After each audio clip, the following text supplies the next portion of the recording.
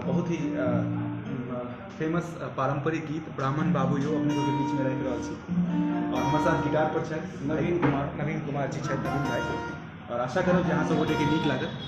तो शुरू करै छी और अपन आशीर्वाद जरूर देब नीक लागत।